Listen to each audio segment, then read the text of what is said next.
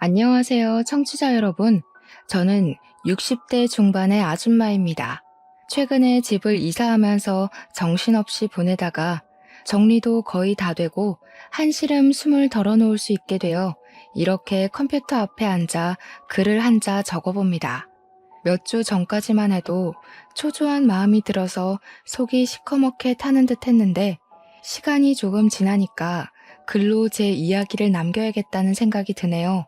제가 이 사연을 올리는 이유는 자랑을 하고 싶어서도 혹은 저의 슬픔을 알아달라는 것도 아닙니다.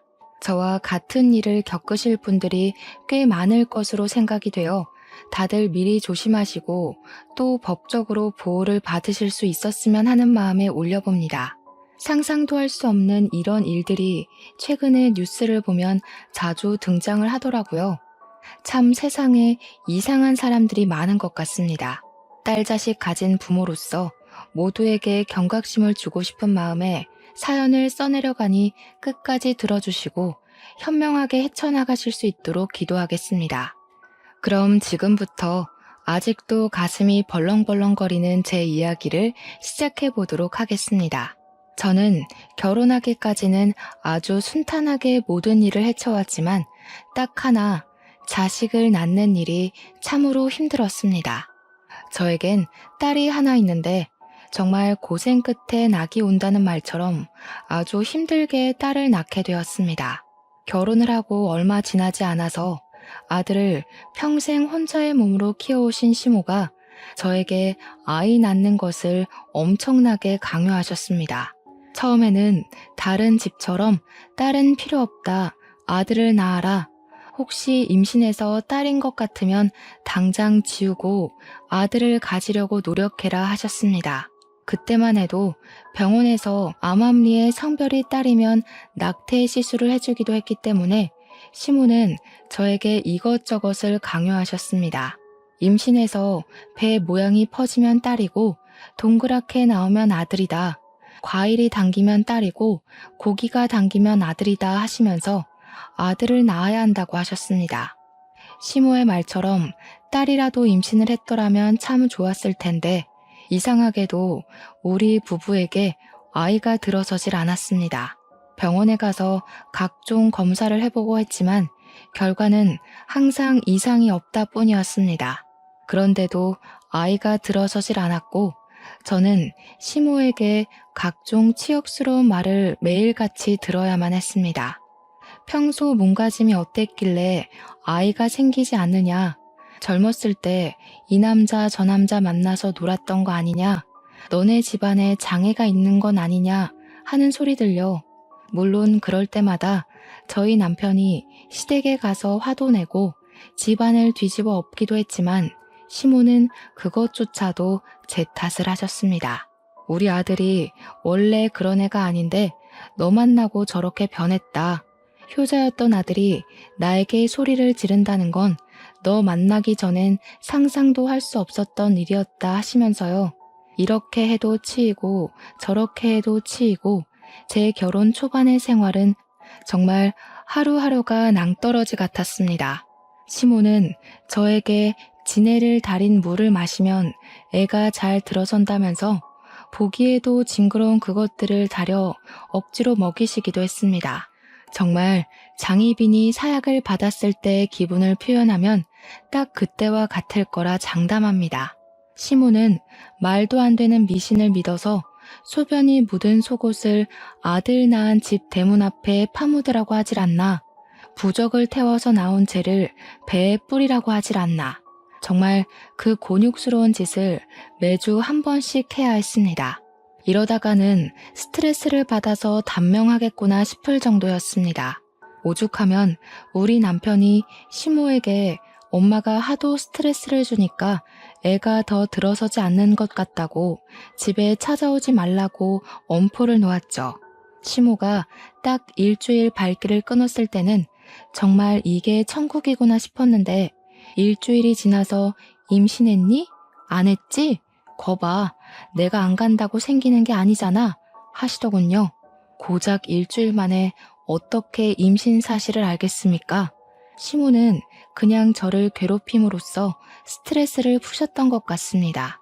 그 일주일이 지나고 나서 또 매주 찾아오셔서 저에게 각종 미신들을 이행하라고 요구하셨습니다. 저는 스트레스성 만성 두통까지 겪게 되었고 남편에게 이민이라도 가고 싶다고 엉엉 울면서 매달렸습니다.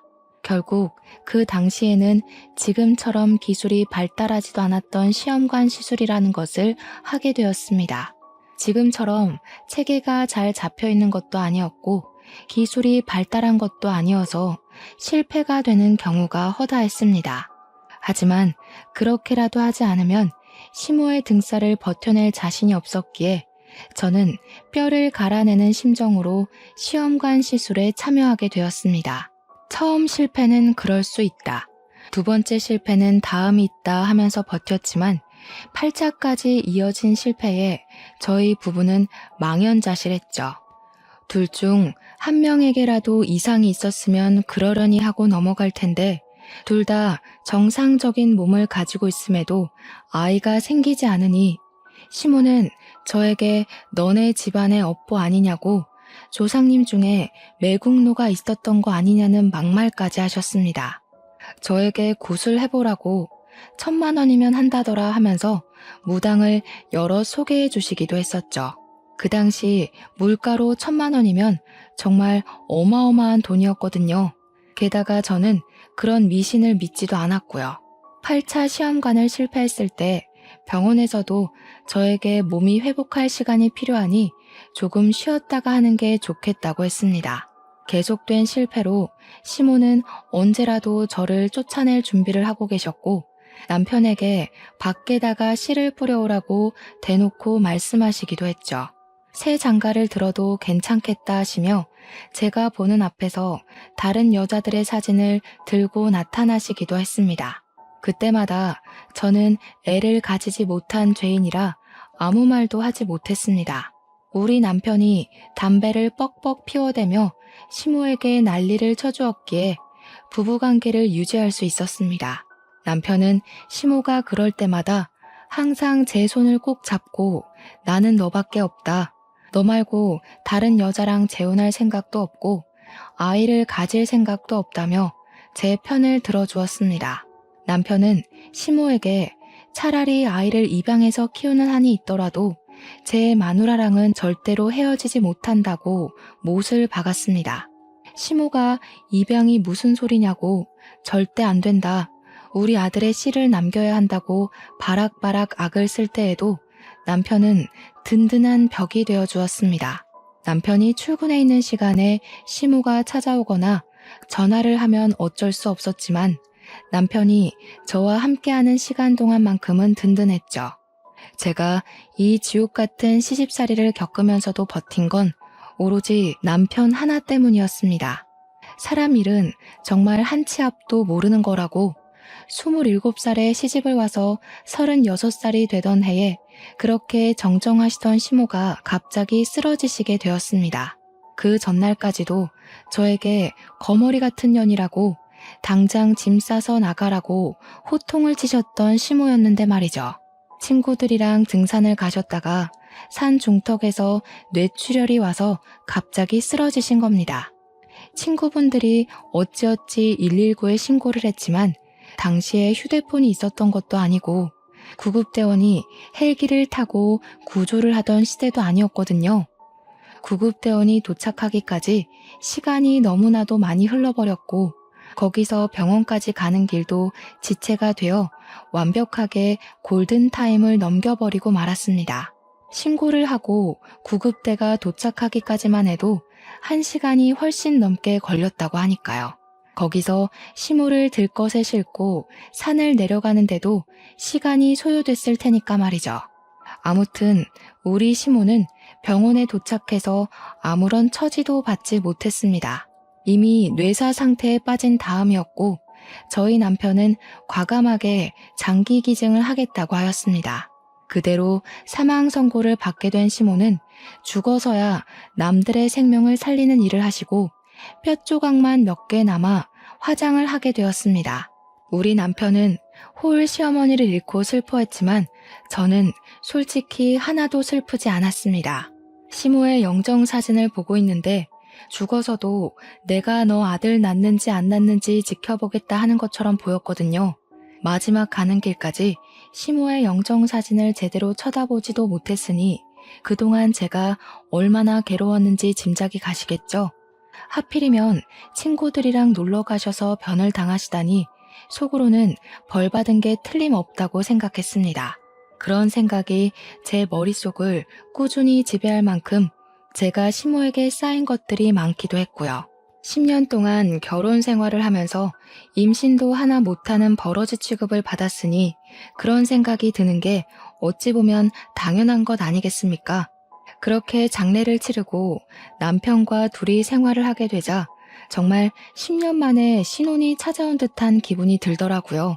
이제는 사랑이 아니라 정으로 살 법도 하지만 너무 오랜만에 찾아온 자유라 그런지 남편과 더욱더 사이가 좋아졌습니다.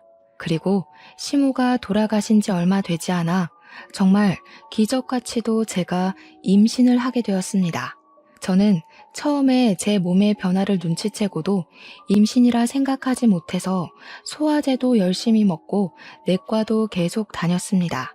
의사 선생님이 제게 혹시 임신하신 것 아니냐고 빨리 약국에서 테스트기 사서 해보시라고 그제야 임신인가 싶더라고요.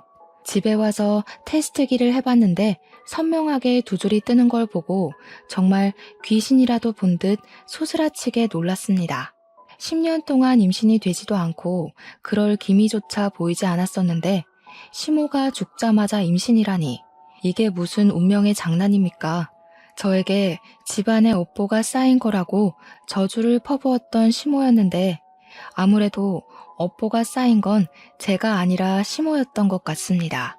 하지만 임신 테스트기 하나로는 안심이 되지 않아 약국에서 5개를 더 사왔고 5개 모두 두 줄이 뜨는 걸 보고서야 저는 눈물이 나오더군요. 바로 산부인과로 달려가서 검사를 했는데 의사 선생님께서 저에게 축하한다고 임신이에요 산모님 하더라고요. 산모님이라는 소리를 듣는데 정말 너무 감격스러워서 말더듬이처럼 어버버거리면서 곧 고맙습니다 했죠. 속이 미스거리고 미열이 있고 생리가 늦어지던 몸의 변화를 왜 바로 눈치채지 못했었는지 참 바보 같더군요.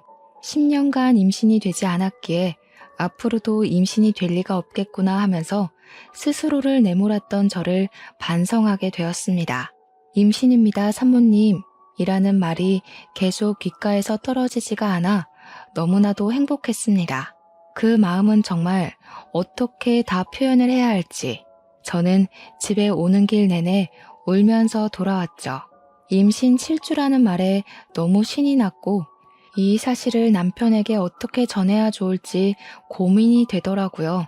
그래도 그냥 바로 말을 해주는 게 좋을 것 같아서 남편이 퇴근하고 집에 오자마자 저는 초음파 사진부터 들이밀었습니다. 임신이라는 걸 꿈에도 생각을 못한 남편은 초음파 사진을 이리저리 보더니 눈물을 글썽이면서 저에게 그러더군요. 당신 암이야?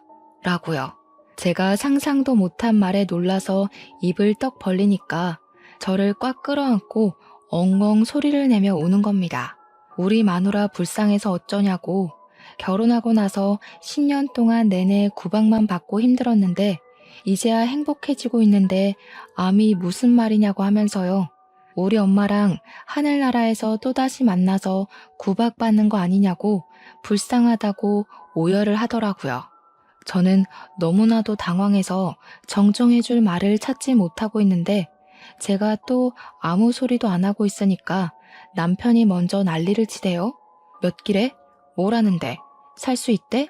항암 된대? 어디에 생긴 거래? 전이 됐대? 수술된대? 하면서요. 제가 남편의 등짝을 짝 소리나게 때리고 가만히 좀 있어 보라고 일단 진정 좀 하고 이야기를 하자고 했더니 또 막 울어요. 한참을 주저앉아서 울던 남편이 희망을 잃지 말자고 우리 수술부터 하자고 하더라고요. 그래서 암 아니고 임신이라고. 이거 우리 뱃속의 아기 초음파잖아 하고 말을 했죠. 우리 남편도 정말 상상을 못했는지 입을 떡 벌리고 한동안 아무 소리도 못하고 제 얼굴을 한번, 배를 한번, 얼굴을 한번, 배를 한번 쳐다보더라고요. 그러더니 임신? 하면서 갑자기 막 울다가 또 웃다가 또 막 울다가 난리를 치더라고요. 당장이라도 산부인과 가보자고 난리를 치길래 이미 병원 문 다 닫았다고 다음에 가보자 했더니 바로 회사에 연차를 내더라고요. 우리 마누라가 10년 만에 임신을 했다는데 병원을 같이 가줘야 한다고 남편의 상사도 아무 소리 못하고 연차 허락을 해줬대요. 다음날 날이 밝자마자 산부인과에 가서 같이 초음파 검사를 하는데 아이 심장 소리를 듣더니 또 엉엉 울더라고요. 심장 소리가 왜 이렇게 빠르냐고, 뭐가 잘못된 건 아니냐고 이것저것 쉬지 않고 질문을 하는데 의사 선생님도 막 웃으시더라고요. 너무 귀엽기도 하고 또 짠하기도 하고 고맙기도 해서 저도 같이 울어버렸습니다. 하지만 제 나이가 36살이다 보니까 나이가 있어서 그런 건지 유산이 되지 않게 조심을 해야 한다고 하더라고요. 다행히 자궁 자체는 튼튼해 보이지만 유산이라는 게 자궁의 튼튼함과 상관없이도 갑자기 이루어질 수 있는 일이라고 하셨어요. 그래도 산모 탓은 아니니까 유산이 된다고 한들 상심하지 말라고 신신당부를 하시더라고요. 10년 만에서야 겨우 얻게 된 자식인데 유산만큼은 절대로 안 된다는 생각이 들어서 조심해야겠다 다짐을 했습니다. 남편도 의사 선생님께 그런 걱정하지 마시라고 유산이 되어도 절대 마누라 탓 안 할 거라고 약속까지 걸었습니다. 그리고 저에게 아무것도 하지 말고 집에서 숨만 쉬라고 하더라고요. 진료가 끝나고 약국에 가더니 산모에게 필요한 영양제 전부 다 주세요 하더니 영양제를 정말 다 털어오더라고요. 집에 돌아와서도 집안일에 절대 손대지 말라고 하더니 금이야 오기야 정말 저를 공주 대접을 해주었습니다. 무럭무럭 잘 자란 우리 아기는 모자라지도 더하지도 않게 딱 10달을 제 뱃속에 있다가 예정일이 3일 지나서 태어났습니다. 출산을 하던 그 순간에도 아픔보다는 우리 아이를 만난다는 기대감 때문인지 정말 하나도 아프지가 않았습니다. 그렇게 너무나도 예쁜 우리 공주님이 태어났고 남편과 저는 우리 공주님을 위해서 열심히 노력하기로 약속을 했습니다. 무슨 일이 생겨도 우리 공주 편을 들어주자고 부족함 없이 모자람 없이 키우자고 다짐을 했습니다. 우리 공주의 첫 뒤집기, 걸음마, 엄마 아빠 하고 부른 그날 첫 어린이집 입소부터 고등학교 졸업까지 정말 모든 순간을 함께 나눴습니다. 매일같이 사진을 한 장씩 찍었고 앨범이 수십 개가 나올 정도로 사진을 찍어 채웠습니다. 우리 딸이 수능을 보던 날 정말 만감이 교차하더라고요. 언제 이렇게 컸는지 이 시험이 끝나면 우리 딸이 성인이 되는구나 싶어서요. 그날 하루 종일을 기도하는데 마음이 먹먹하면서도 대견하더라고요. 제가 오죽하면 하늘에 있는 우리 시모한테까지 기도를 올렸다니까요. 모르는 문제가 나오면 답이라도 찍어달라고요. 우리 딸은 수능을 생각보다 잘 치렀고 원하던 대학과 원하던 유아교육과에 입학을 할 수 있게 되었습니다. 평소에 아이들을 보면 사족을 못 쓸 정도로 예뻐했었던 딸이었기에 딱 어울리는 과에 진학을 했구나 싶어서 대견했습니다. 학교 생활도 모자람 없이 최선을 다해서 했고 졸업을 하고 나서 열심히 준비를 한 덕분에 취직까지 일사천리로 할 수 있었습니다. 동네에서 멀지 않은 지역에 있는 어린이집에 출근을 하게 되었는데 처음에는 출근하는 게 너무 즐겁다던 딸의 반짝반짝함이 서서히 빛을 잃어가더라고요. 딱 봐도 풀죽도 못 얻어먹은 사람처럼 녹초가 되어서 집으로 돌아오는데 표정이 너무나도 좋지 않았습니다. 처음에는 그래, 사회생활하다 보면 이런 날도 저런 날도 있는 거지 하면서 넘겼는데 그게 한 달이 넘게 지속이 되더라고요. 저는 참지 못하고 딸에게 무슨 일이 있냐고 물어보았고 딸은 저에게 요즘 엄마들이 왜 이렇게 극성인지 모르겠다면서 신세한탄을 하더라고요. 이야기를 들어보니까 어린이집에서 놀다 보면 아이들끼리 싸우는 일도 있긴 하지만 혼자 놀다가 넘어져서 다치는 일도 많지 않겠습니까? 아무리 선생이 아이들을 돌본다고 해도 1대1로 케어를 할 수 있는 시스템도 아니고요. 반 아이 한 명이 안짱다리라서 잘 넘어지는 친구가 있는데 그 친구가 넘어져서 팔에 멍이 들었다고 하더라고요. 그래서 알림장에 팔에 멍이 들었다고 적어서 보냈더니 하원할 때 그 딸아이의 엄마가 와서는 우리 딸에게 난리를 쳤다고 하더라고요. 선생이 애를 제대로 안 보니까 멍이 들 정도로 다친 거 아니겠냐고 도대체 돌봄 시간에 뭘 하는 거냐고 따졌대요. 자기 애만 집중적으로 관리하고 지켜보라고 하면서 말이죠. 우리 딸이 다른 원아들도 있는데 어떻게 이 아이만 살펴볼 수 있겠냐고 하니까 선생 자질이 없는 년이 선생을 하고 있다면서 손가락질을 했다는 겁니다. 그뿐만이 아니었습니다. 정말 별별 일이 다 있었다고 이야기를 하는데 그 아이 엄마가 극성 중에서도 아주 진상인 엄마였던 것이었죠. 하루는 기저귀를 제대로 갈지 않아서 자기 아이 엉덩이에 발진이 생겼다고 치료비를 내놓으라고 했다는 겁니다. 근데 어린이집에서 기저귀를 갈 때 같은 시간에 모든 원아들을 한 번에 갈아준대요. 1시간에 한 번씩이요. 그리고 그 아이는 등원을 할 때부터 발진이 올라온 상태라서 파우더를 발라줬었다고 우리 딸이 이야기를 했나 봐요. 어머니께서 밤새 기저귀를 제때 안 갈아줘서 발진이 생긴 것 같다고 솔직하게 말을 하니까 갑자기 파우더를 왜 바르냐고 했다는 겁니다. 우리 아이 엉덩이에 모공이 막히면 책임질 거냐고 그 치료 비용까지 다 물어내라고 난리를 쳤대요. 자기 아이가 다쳤을 때는 어린이집에 찾아와서 년년거리면서 삿대질을 하고 자기 아이가 다른 친구를 핥히었을 땐 애들끼리 그럴 수 있는 거 아니냐면서 어물쩍 넘어가고 저희 딸이 그 아이 엄마한테 다른 친구 부모한테 사과라도 하셔야 하지 않겠냐 하니까 뭘 이런 걸로 사과를 하라고 하냐면서 따지더래요. 선생이 애를 제대로 돌보지 않아서 이런 일이 생긴 거 아니겠냐고 사과를 하려면 네가 하라고 말이죠. 그거 말고도 우리 아이는 우유 줄 때 꼭 따뜻하게 데워서 주라고 하질 않나. 딸기가 간식으로 나오면 딸기는 잘 안 먹으니까 메론으로 주라고 하질 않나. 급식에 미역국이 나오는 날에는 국 먹다가 미역이 목에 걸리면 어떻게 할 거냐고 따지고 그랬대요.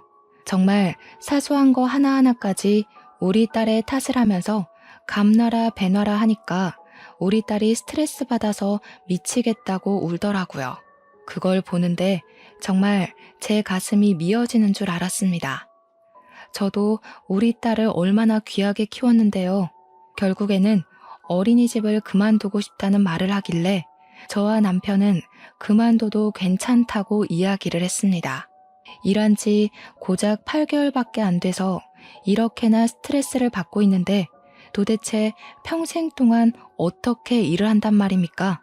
다른 어린이집을 가든지 아니면 다른 일을 해도 아직 20대 중반밖에 되지 않았으니까 괜찮을 것 같다고 용기를 주었습니다. 우리 아이는 바로 어린이집에 사표를 내게 되었고 3개월간 무엇을 할까 고민을 하더니 저와 남편에게 꽃꽂이를 배우고 싶다고 하더라고요. 당시에 플로리스트라는 직업이 각광을 받고 있을 때라 좋다고 생각하긴 했어요. 딸처럼 정적인 직업이기도 했고 우리 딸이 꽃 키우고 화분을 키우는데 취미가 있었거든요. 저랑 남편은 좋은 것 같다고 그건 여러 사람이랑 같이 붙어서 일을 해야 하는 게 아니니까 괜찮을 것 같다고 응원을 해주었습니다. 그래서 강남의 유명한 플로리스트가 운영한다는 꽃집에서 취미반 수업부터 들어보라고 강의를 결제해 주었어요.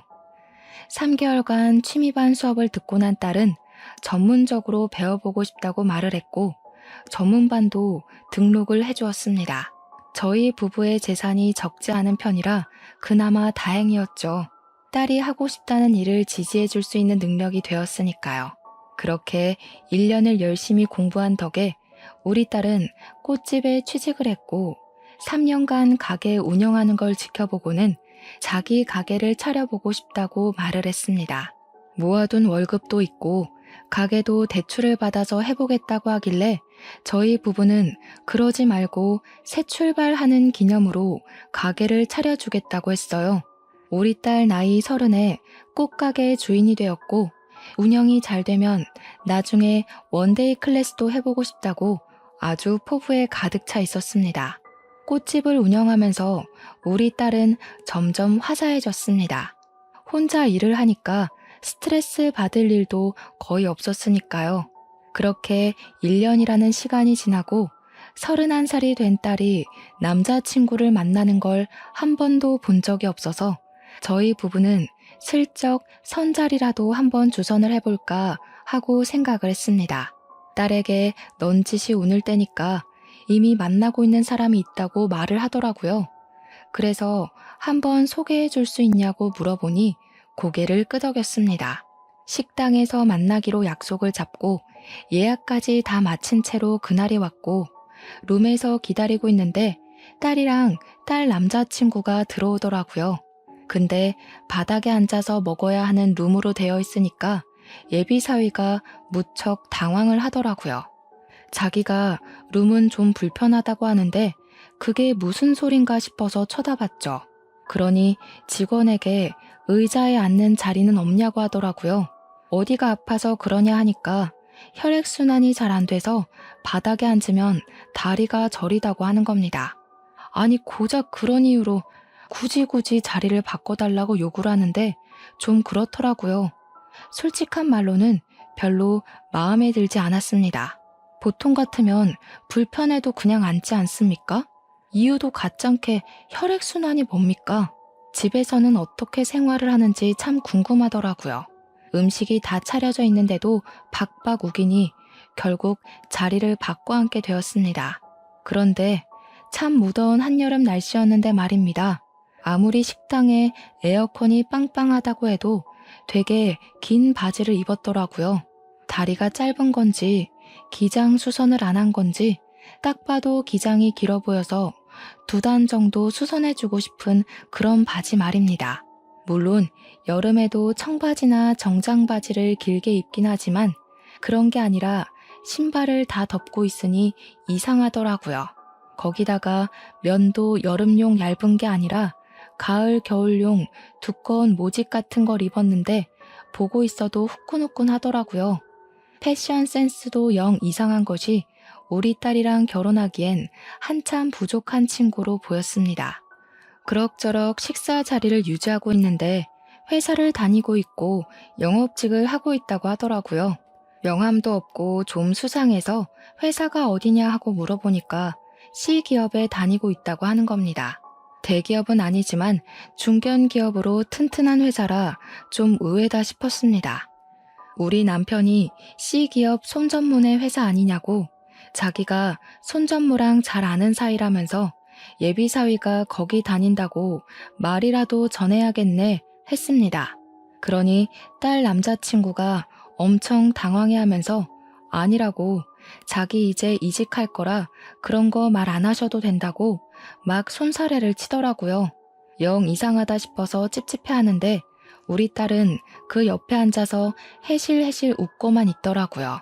식사가 끝나자마자 그만 일어납시다 하고 계산을 하려고 하는데 활용점정으로 계산대 앞에 있던 웬 조폭 같은 남자가 예비 사위를 보고 아는 체를 하는 겁니다. 너? 하면서 부르는데 반가운 게 아니라 조금 놀란 얼굴로 보였습니다. 진짜 엄청난 거구에 얼굴이 험상궂게 생긴 것이 누가 봐도 조폭으로 보이는 사람이었습니다. 무슨 말을 하려고 하는 것 같았는데 예비사위가 선수를 치더니 저희 부부에게 자기가 좀 알던 사람이라고 얼른 나가자고 장인어른 장모님 얼른요 하면서 보채더라고요. 제가 그 자리에서 우리 딸이랑 연애만 하는 줄 알았는데 너무 앞서가는 것 같다고 한마디 했죠. 우리 딸은 제 눈치를 보고 그 조폭 같은 사람도 저희 부부를 빤히 바라보더라고요. 확실히 인상이 나빠서 그런지 쳐다만 보는데도 무서웠습니다.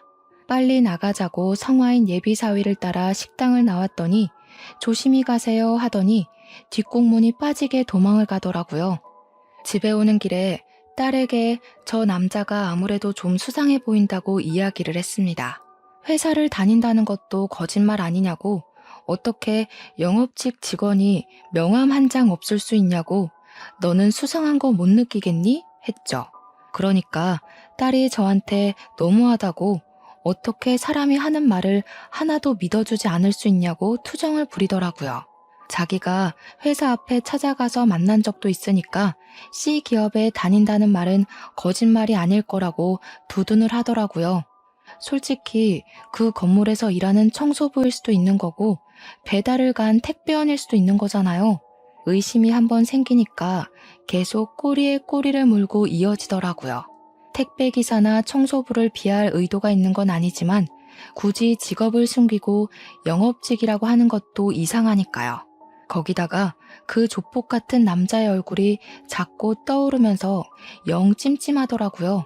딸에게 그 남자랑 아는 사이인 것 같은데 이상하지 않냐고, 평소에 뭔가 이상한 기운 같은 거 없었냐고 하니까 딸이 정색을 하더라고요. 그 사람 진짜 착하고 순수한 사람이라고, 절대로 나쁜 짓 할 사람 아니라고 올곧게 믿어주더라고요.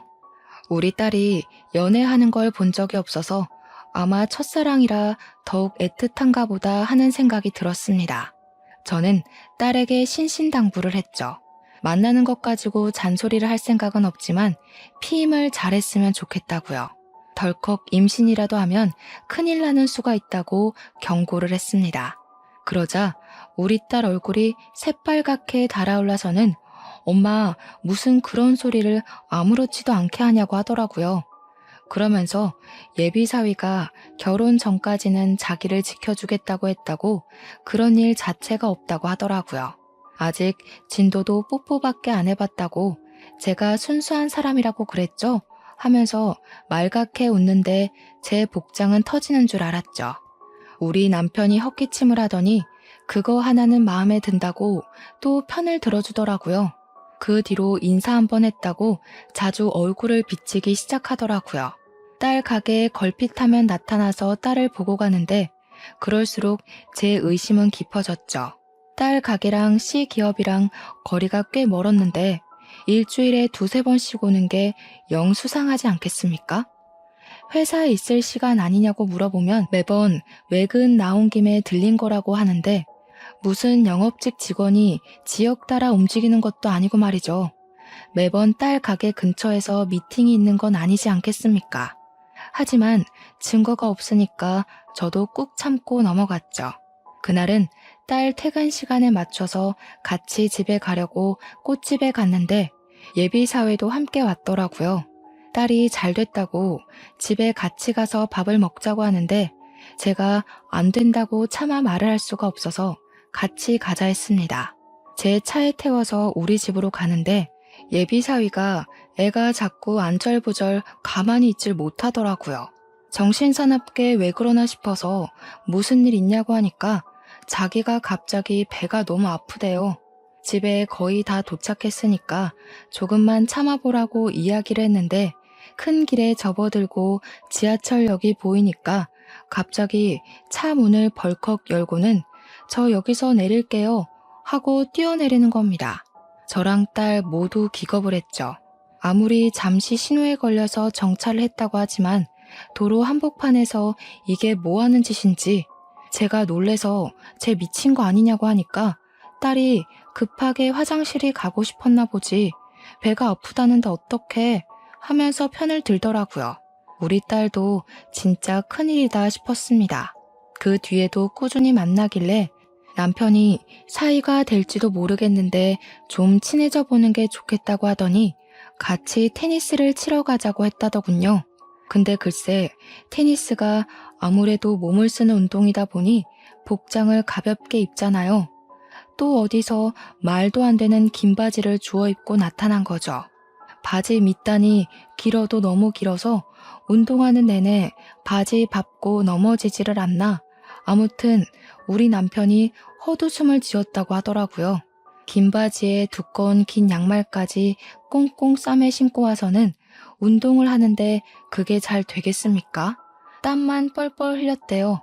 남편이 운동이 끝난 뒤에 남자라면 같이 사우나도 가보고 해야 하지 않겠냐고 사우나에 가자고 했대요. 그러니까 자기는 밖에서 못 씻는다고, 사람들 많은 목욕탕 가면 부끄러워서 싫다고 하더라는 겁니다. 땀 냄새가 진하게 나는데도 굳이 집에 가서 씻겠다고 가버렸대요. 저한테 남편이 와서는 조용하게 "그놈 엄청 작아서 부끄러운가 본데?" 하더라고요. 이야기를 듣는데 어찌나 기가 막히던지 하나하나 마음에 드는 구석이 없었습니다. 예비사위가 제 차에서 그렇게 뛰어내리고 남편이랑 테니스를 다녀온 이후에 뭐 이렇다 할 연락이 없더라고요. 남편 편에 전해서라도 그날 그렇게 뛰어내린 것에 대한 변명이 있을 줄 알았는데 아예 모르쇠로 일관하는 건지, 그렇게 또 시간이 지난 어느 날 심상치 않은 기류가 흐르기 시작했습니다. 우리 딸이 이상하게 출퇴근을 할 때마다 불안한 기색을 보이더라고요. 무슨 일이 있구나 싶어서 딸에게 물어보니까 요즘 밖에서 누가 기웃기웃하는 것 같다는 느낌이 든다는 거예요. 착각인 줄 알았는데 시선도 느껴지고 누군가 뒤쫓아오는 소리도 들었다고 하면서 불안해 죽겠다고 하더라고요. 그래서 제가 며칠간 같이 출퇴근을 했는데 딸이 제가 사라지고 나면 또 누군가가 지켜보는 듯한 시선이 느껴진다고, 자기가 예민한 건지 뭔지 모르겠다고 하더라고요.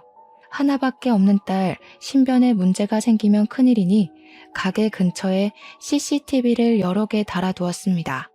딸이 CCTV가 생기니까 안심하고 출퇴근을 했는데 며칠 뒤에 저에게 당장 가게로 와줄 수 있냐고 연락이 왔습니다. 놀래서 남편이랑 같이 가게에 갔는데 예전에 식당에서 만났던 그 조폭 같은 사람 기억나냐고 딸이 상기가 되어서 묻더라고요. 그래서 "기억난다. 예비사위랑 뭐 아는 사이 같았던 그 사람 말이지?" 하니까 그 남자가 계속 가게 근처를 서성인다는 겁니다. CCTV를 보여주는데 기억이 확 나더라고요. 며칠 분의 CCTV를 전부 돌려봤는데 곳곳에서 그 사람이 딸 가게 근처를 배회하는 것이 고스란히 찍혀 있더라고요. 제가 딸에게 그랬습니다. "그놈 이상한 놈 같다고 하지 않았냐고. 결국에는 이 사달이 나는 거라고 당장 헤어지라고 했죠." 근데 우리 남편이 그러더라고요. "요즘 데이트 폭력이다 뭐다 말 많은데 바로 헤어지면 어떤 보복이 올지 모르는 거 아니냐고요. 우리 딸은 막 벌벌 떨기 시작했죠. 혼자서 운영하는 가게이다 보니 무섭죠, 당연히. 그 뒤로 저랑 남편이 계속 번갈아 가면서 딸이랑 출퇴근도 같이 하고 최대한 가게에 있으려고 노력을 했습니다. 가게 근처에서 서성이는 그 남자를 찾아서 헤매기도 했고요. 예비사위는 여전히 가게를 찾아왔고 그럴 때마다 제가 탐탁지 않은 눈빛을 보내고 있었습니다. 그러던 어느 날 남편이랑 저랑 딸을 먼저 출근시키고 일이 있어서 조금 늦게 딸 가게에 갔는데 그 남자가 가게 앞에 딱 서 있더라고요. 제가 "저기요" 하고 부르니까 저를 돌아보면서 "네?" 하더라고요. 그래서 왜 자꾸 우리 딸 가게 앞에서 서성이냐고 CCTV로 다 봤다고 했죠. 영상 증거까지 다 있으니까 스토커로 신고를 하겠다고 "여기 왜 자꾸 찾아오시는 거냐고 했습니다.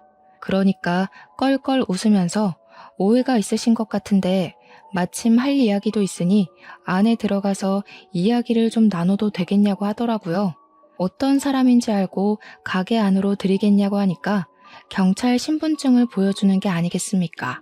제가 놀래서 "조폭 아니었어요?" 하니까 오히려 그 형사분이 당황하시더라고요. 그런 거 절대 아니라고, 인상 때문에 오해를 받긴 한다고 하시면서요.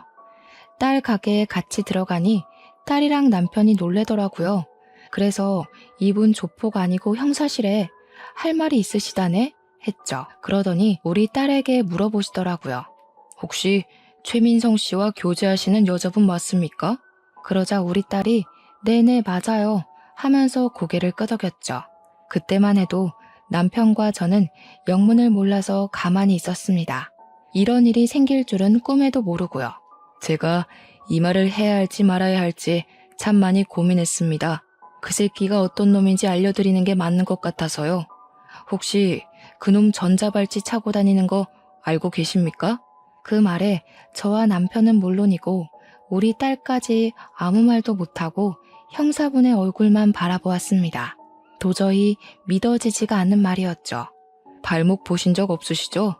전자발찌 차고 있습니다. 아동 음란물 소지하고 성추행을 저질러서 징역을 살다 나와 전자발찌 2년을 구형받았습니다. 이제 곧 해제를 할 때가 됐는데 우연치 않게 식당에서 만난 거죠. 장인 장모라고 부르길래 놀래서 며칠 미행을 하며 지켜보다가 따님분 가게를 알게 됐고 아직 결혼까진 하지 않았지만 곧 할 사이로 보여서 말씀드리려고 찾아온 겁니다. 그 자식 징역을 처음 산 것도 아닙니다. 완전 성도착증 환자예요. 성범죄로 얻은 전과가 14범입니다. 14범.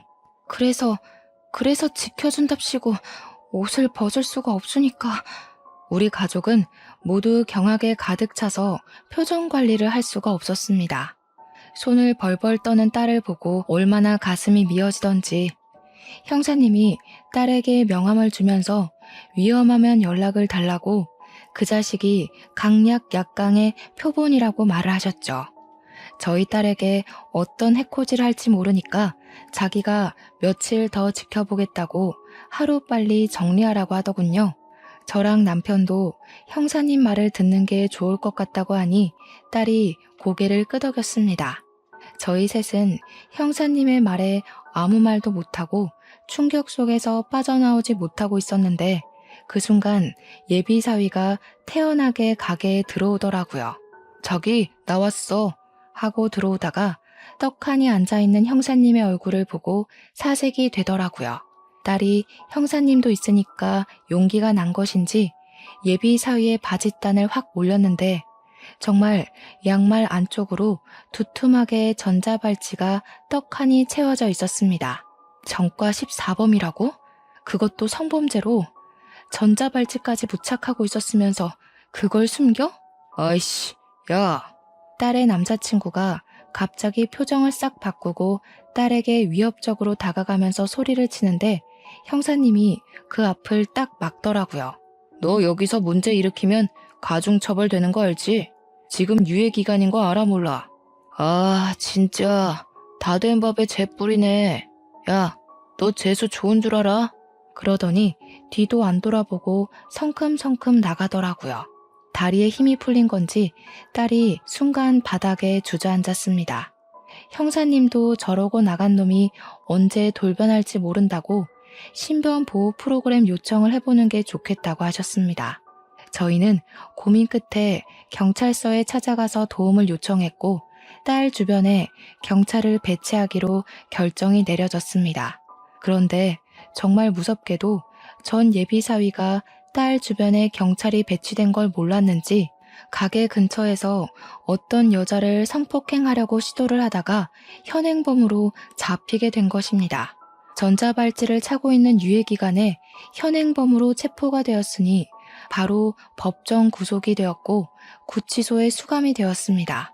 저희는 징역이 이번엔 꽤 구형될 거라는 형사님의 말에 한시름 마음을 덜게 되었습니다. 하지만 불안한 마음을 감출 수가 없었기에 가게 전세가 4개월 남았지만 가게를 미리 정리하고 과감하게 이사를 결정했습니다. 서울 중심 한복판에서 경기도 외곽 쪽으로 집도 옮겼고 가게도 옮기기로 결정을 했습니다. 딸이랑 우리 부부의 전화번호도 바꿔버렸고 그 범죄자가 한번 탔었던 제 차도 알아볼까 무서워서 팔아버렸습니다. 정말 사람 멀쩡하게 생겼다고 속까지 멀쩡한 게 아니라더니 얼마나 무서웠는지 모르겠습니다. 지금도 간간히 형사님과 연락을 주고받고 있고 아무도 알아볼 수 없는 곳으로 이사까지 왔으니 마음이 놓이긴 합니다만 그래도 사람 일은 모르는 거니 조용히 살아보려고 합니다. 요즘 이런 일이 비일비재하게 일어난다고 합니다. 주변에 숨어서 속내를 숨기고 다가오려는 놈들 말이에요. 그래도 인터넷에서 성범죄와 관련한 전과범들을 조회할 수 있다는 걸 참고하시면서 청취자 여러분들도 저와 같은 일이 생긴다면 부디 현명하게 대처하시길 빌겠습니다. 가슴 철렁한 사연 들어주신 여러분 정말로 감사합니다.